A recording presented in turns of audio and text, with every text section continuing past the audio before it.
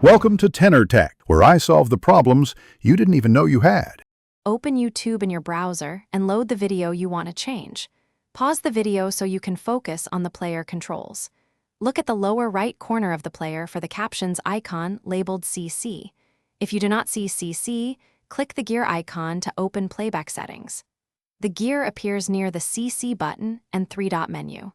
These controls let you access caption options for the current video. Click the CC icon to toggle live captions off for the current video.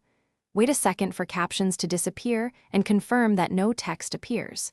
If CC toggles captions on, click it again to disable captions instantly. You can also click the gear icon and choose subtitles or captions to access the menu. From that menu, select off to stop subtitles from displaying on this video. To disable auto captions, permanently open YouTube settings from your profile icon. Click Settings, then choose Playback and Performance to find caption preferences. Look for an option labeled Autoplay Captions or Always Show Captions and uncheck it.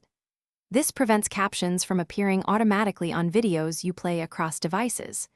You may also adjust language and accessibility options to control caption behavior and preferred subtitle language. Changes saved to your account.